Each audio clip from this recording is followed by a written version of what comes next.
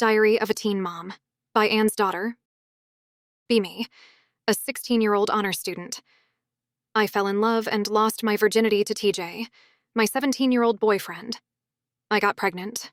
The more I began to show, the more TJ avoided me. Finally, TJ dumped me. My mom says she was cursed to have me as a teen, and now I'm passing the curse on to my child. Perhaps this is why my mom never liked me. My mom had a new boyfriend, and she let him and his 13-year-old daughter move into our tiny home. Mom always chose her men over me, and this time she chose this man's daughter over me too, when I confided to my mom that I was pregnant. She told her boyfriend. Her boyfriend said, "You can't stay here. I don't you influencing my daughter to get pregnant." The following day, my mom packed my clothes in a black garbage bag and told me to move in with my ex-boyfriend. Be me, walking 4 blocks to my ex-boyfriend's house, with all my possessions in a black garbage bag. I asked his mother if I could stay, and she laughed in my face. How do I know that's TJ's kid? And we won't know until it's here, so... No. You can't stay here. I asked for TJ. His mom smirked. You know he ain't here. She slammed the door and I sat on her porch with my garbage bag, waiting on TJ.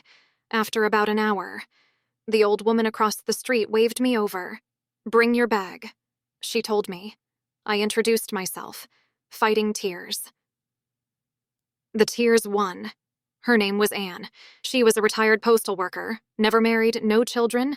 Anne had a deep, ebony skin with a mane of curly, silver hair. She wiped my face with her soft hands. Stop crying.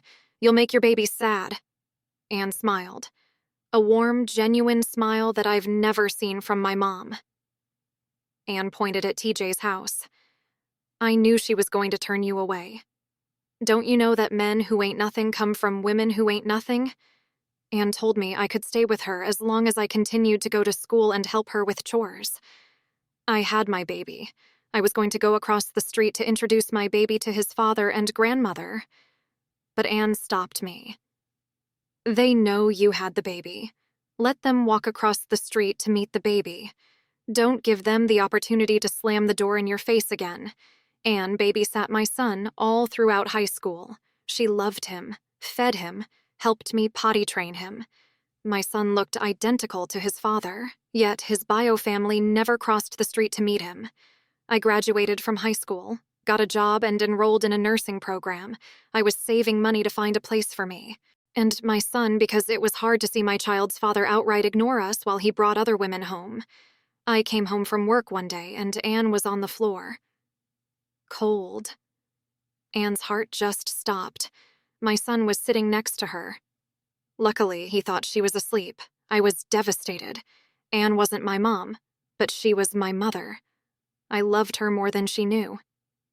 It turns out that Anne loved me too, in her will. She left her home to my son.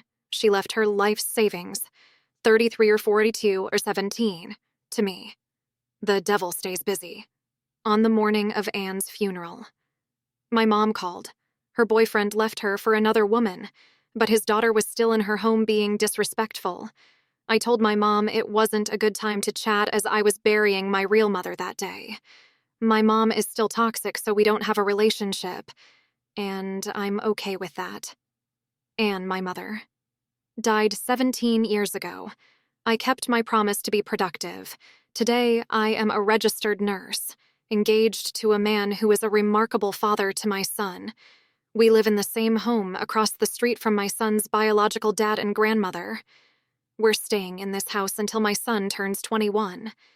And then he can make decisions about what he wants to do with his property. After all these years, the bio family never crossed the street to meet my son. But they watch him.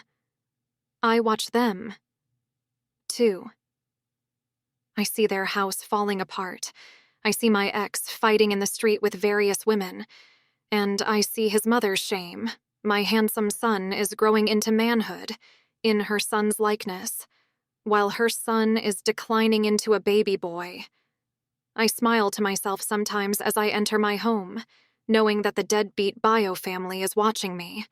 See, I'm not a vulnerable, homeless, pregnant teen anymore. I'm a loving mother, and a testament to Anne's first words to me. When one door slams in your face, God opens a door right across the street.